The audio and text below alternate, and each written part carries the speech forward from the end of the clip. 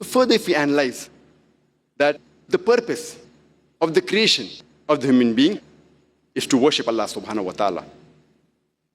And when we worship Him, we benefit. It helps us. And there's a misconception that Islam is a new religion which came into existence 1400 years ago.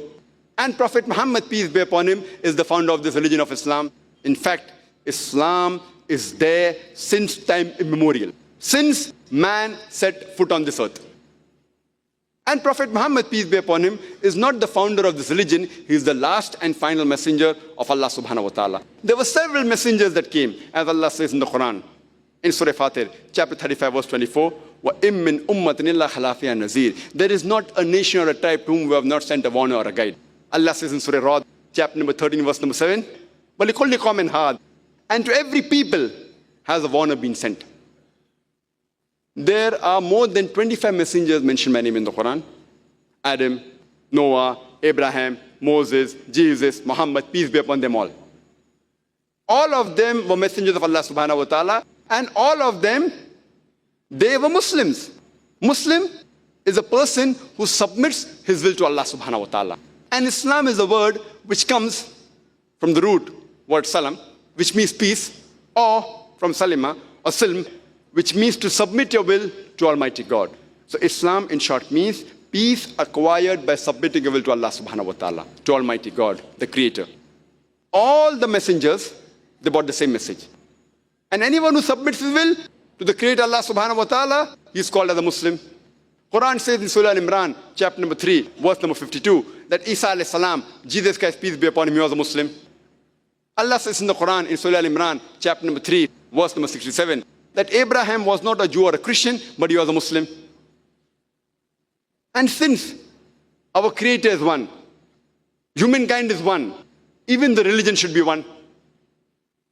That's the reason Allah says in the Quran, in Surah Al-Imran, chapter number 3, verse number 19, Inna Dina Indallahi al-Islam. The only religion acceptable in the sight of Allah subhanahu wa ta'ala, it is Islam, which is peace acquired by submitting your will to Allah subhanahu wa ta'ala.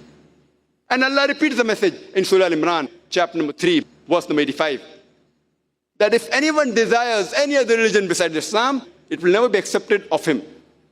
And in the Akhirah, he will be among the losers.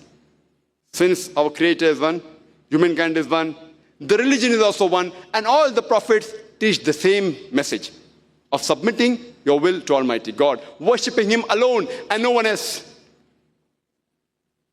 And Allah says in the Quran, in Surah Bayyana, chapter number 98, verse number 7, that those who have faith and do righteous deeds, they are the best of creation.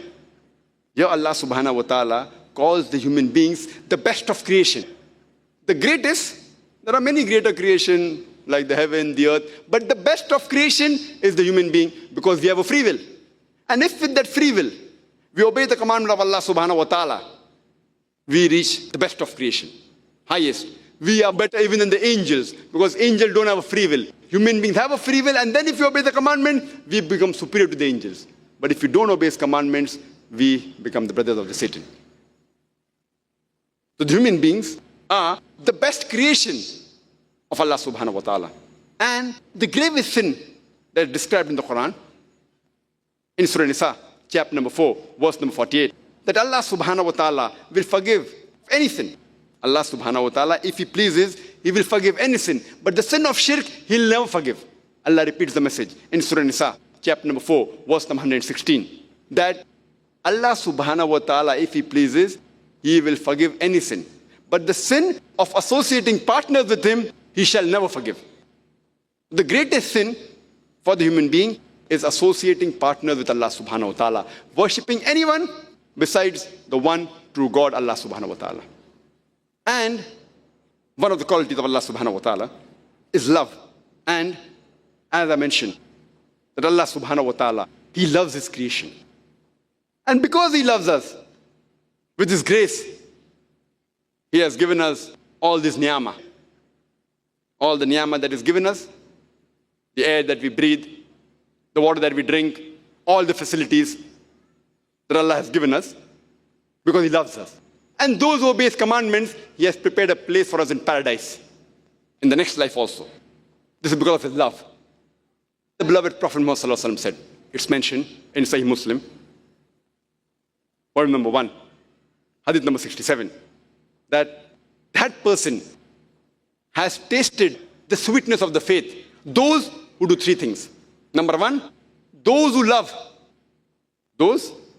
love Allah and his messenger more than everyone in the world. Number 2, those who love human beings or those who love people for the sake of Allah subhanahu wa ta'ala. And number 3, those who hate to go back to disbelief from where Allah saved them and they don't want to go to the hellfire. So these people who do these 3 things, according to the hadith of Muhammad sallallahu alaihi wasallam, they have tasted the true sweetness of faith.